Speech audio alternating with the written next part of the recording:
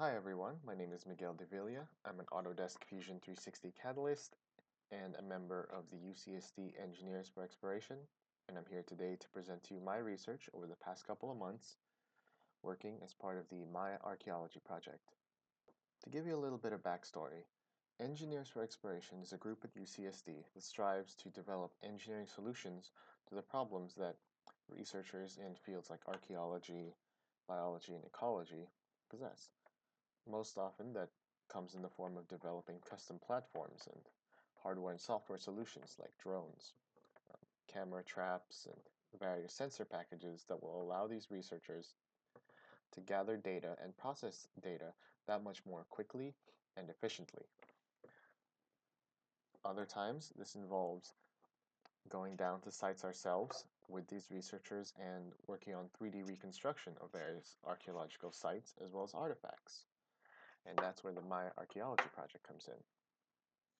The Maya Archaeology Project is centered around our two past deployments to Guatemala, where we took drones and other advanced sensor packages into the jungle in order to gather archaeological scan data of these various sites and artifacts. One such place was an ancient burial mound, where we were able to use various techniques of 3D scanning in order to generate point clouds and meshes of an intricate tunnel structure.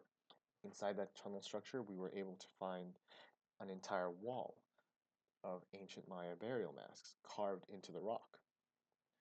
And my goal as part of this project is to take those meshes and create manufacturable solid meshes from them in order to ideally manufacture these at a later date and use them as a display piece to our better convey the results of our research to the public and the scientific community as a whole. However, the problem with this is that most conventional software isn't equipped to handle such highly detailed meshes. Not only that, but in terms of manufacturing, these things are just pretty huge. So we're going to have to parse these up into much smaller manufacturable segments that can be processed using traditional subtractive manufacturing means or some form of additive manufacturing like 3D printing. In order to execute this project, I used Autodesk Remake and Meshmixer in order to generate the solid meshes of the tunnel and mask that you see in front of you. And finally, Fusion 360 to adapt that mesh into a manufacturable subset of assemblies that could be integrated with existing mechanical structures. And without further ado, let's take you through it.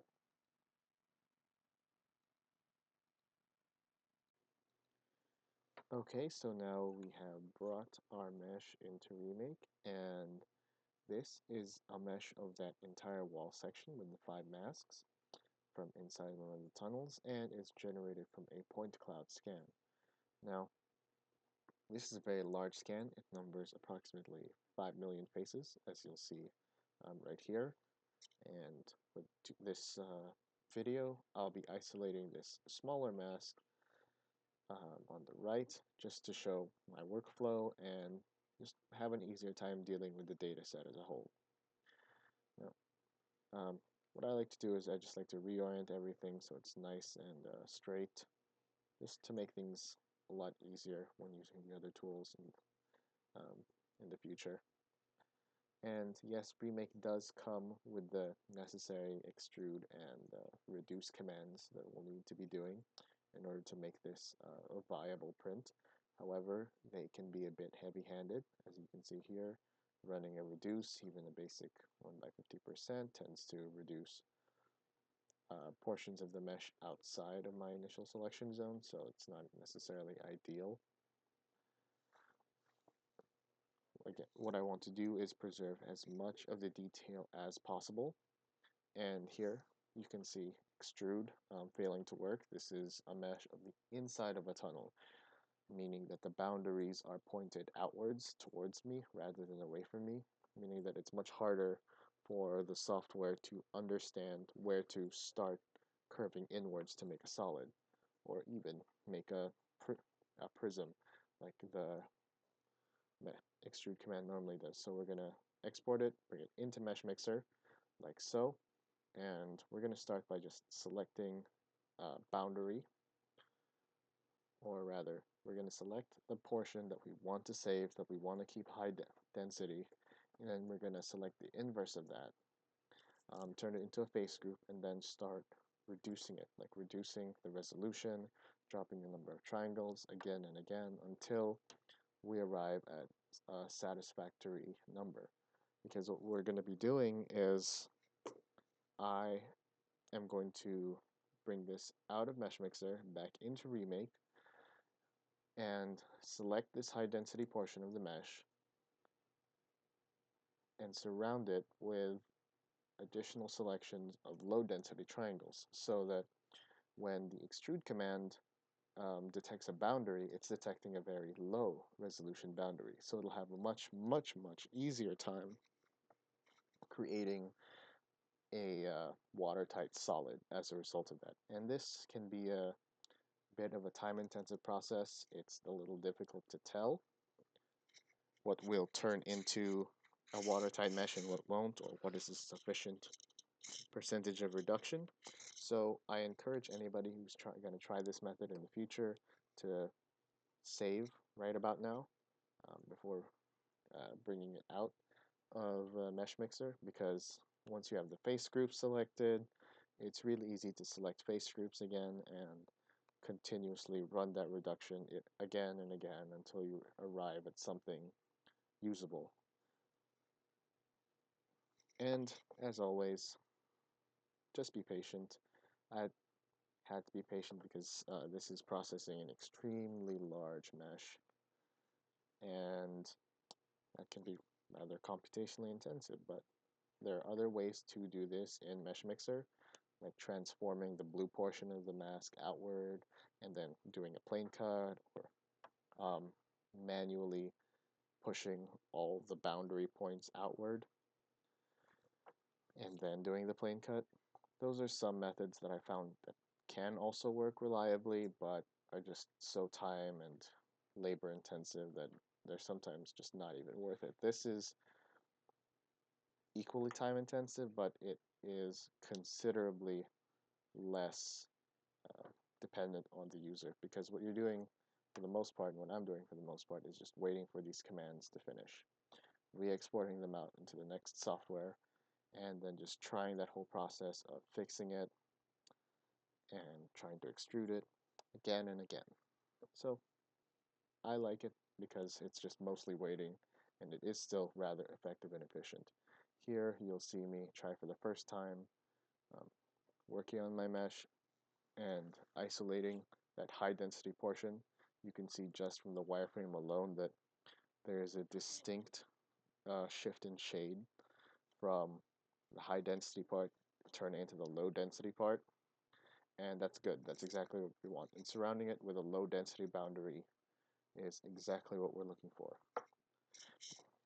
So the extrude command can be executed here, since if you are able to use Remake's tools to smooth the boundary, then that's generally a good indicator that it will seal. But as you can see, sometimes it just doesn't work, so I just bring it back into Meshmixer, reduce it even further, and hope that works. Checkpoints are always useful, and I try to save as much as I can so that I know when I need to redo something, I can just very easily redo it. And this is just the iterative process of reducing and then remixing.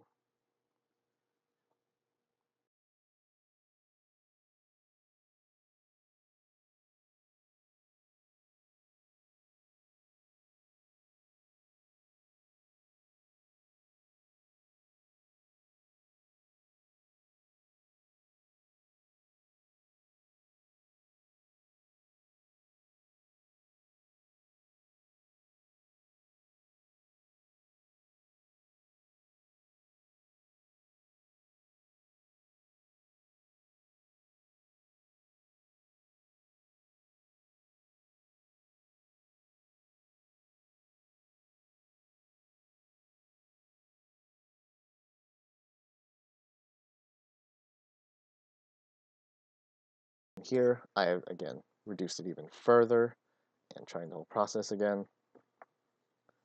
So, and just a little light trimming of the edges and fixing the boundaries. We can see that that works nice.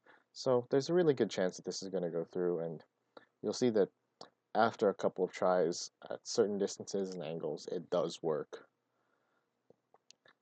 even without having to remesh again and again. It can be a really trying process at times. And as you can see, here we are, successfully closed mesh, but this job is far from done. The next is pretty much a half hour of me manually and automatically repairing it. Remake has some very robust repair tools that can itemize and list each of the individual errors, which can be really useful because some of the big ones might be a little harder to fix than others, or rather, it's easy to overlook what needs to be done to them in order to fix them. So it is just useful to have them listed out using Remake's analysis tools.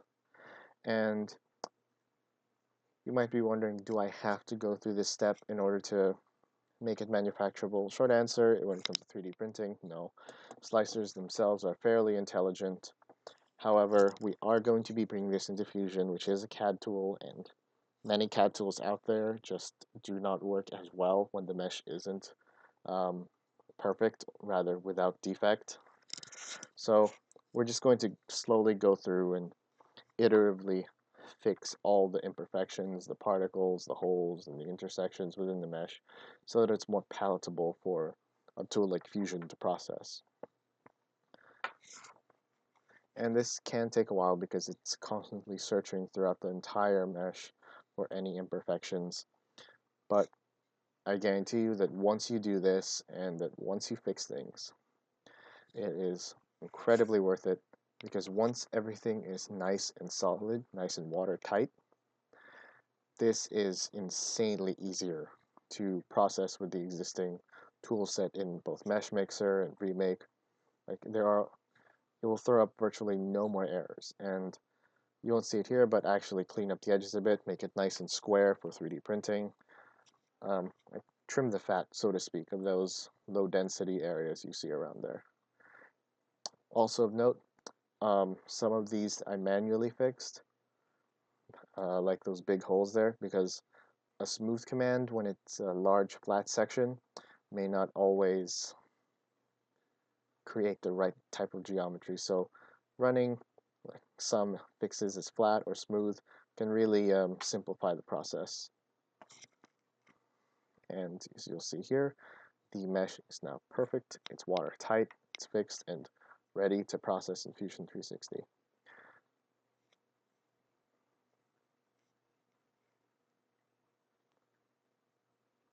Okay, so now we're back in Fusion, and I've just imported the mesh, and this can take a while. It is still a fairly large mesh. And what I like about Fusion in this regard is that, unlike many other CAD programs, it can actually handle it because it comes with the mesh workspace by default. So it is fairly robust in that it doesn't completely crash when you inject something with a couple million faces into it. Right now, this has been reduced to about 900,000, or close to a million faces, so it's still a pretty large file. However, the scaling is all off, so I want to make this small and on one printer for now. It's going to be a miniature to test out how I'm going to construct it. Basically, I am going to scale it to about 150 millimeters by 100 millimeters in size, and then divide that up into 4 quadrants that I am then going to subtract a cylindrical volume out of so that I can fill it with resin and tap it for an M5 screw, which will be part of this baseboard backing for the entire assembly. This is just one to represent the process in the video of how one would integrate parametric modeling in CAD into working with meshes, and two, it can be an extremely intensive process to continuously subdivide a mesh that's about a meter. a meter and a half by a meter into bite-sized 3D printer, desktop 3D printer sized chunks. So to make things easier on the viewer and myself, the Fusion user, it's just going to be a relatively small mesh prototype for how I'm going to assemble it. And the backing, I'm planning on just 3D printing, so everything can just be manufactured in-house on our Ultimakers. And these cylinders are both there to represent the resin that I'll be injecting, as well as act as the volumes we're about to subtract from the mesh as a whole. And this is just for beautification, because it's always nice to have renders of your parts for both presentation and documentation purposes. Okay, so now I am designing more of it. And just to reiterate, the reason I'm doing this in Fusion as opposed to other tools that are clearly and designed to work solely with meshes like Remake or Meshmixer is because working with those tools, it's more of a direct modeling experience, meaning that stuff like measurements, editable quantities, and so on don't really come into play very much. And trying to do that while caring about things like mechanical and physical tolerances on your parts, and especially in a very large assembly, can be quite difficult, even if editing the meshes themselves are easy. So I'm using a CAD tool and leveraging the benefits of having a parametric modeling environment, having all these measurements and quantities and different assembly options, so that I can design this display more intelligently, make sure that it comes together more cleanly and more to the point. Since this is all prototypes, if I need to make subsequent changes or tweaks, I don't have to go through this entire 2 hour long process. And yes, this video has been sped up enormously to save time. This took me about 2 hours. Part of that is because the commands are so complex, but most of it's because my laptop is merely a laptop. And here we are using some construction planes to subdivide the mesh into quadrants. And this is part of the reasons why I like to use Fusion, is because now everything is oriented with respect to my origin. I can determine quantitatively where my slicing planes are going to be, and then have the quadrants or components of my mesh as a whole be dependent on that. This is really trying to fuse the benefits of both the parametric modeling and the mesh environment together. It may not be a perfect solution, but it works fairly well. And since the mesh environment is integrated into a single Fusion design, here I am turning my volumes or cylinders into meshes, flipping the normals and merging each of those volumes with the corresponding quadrant, so that when I make a closed mesh, I can tell the software, like, hey, this is clearly meant to be inside, but it's on the outside, so I'm just going to subtract it. And as you can see, the process works for subtracting volumes. Inversely, it also works with adding volumes. And you'll notice that some of the sliders give you quantities from 0 to 256, and this I found determines the mesh density as a whole. And since I want the most detail possible, I am just going to crank that up to 256, just the maximum. And once we do this, the process is pretty much done. And now you have, there you go. That is how I created a scaled, very high density mesh model of this mask from a much, much larger data set, and incorporated it into Fusion 360, so I could leverage the parametric modeling environment so I would know exactly where all my parts fit together, how they come together, and generally make the process of design, assemble, prototype, and then redesign, and that whole cycle that much easier for me in the long run. And as a nice little note, The Fusion 360 rendering environment also works on meshes, so it's a very easy to simply apply a material and get a nice picture of the mesh, just like that. And it's very useful for presentation, so that's just icing on the cake. Thank you for watching. Thank you to everyone at E4E for giving me the data set, especially Eric, who created my meshes for me. And thank you for the Autodesk team giving me the chance to work with the software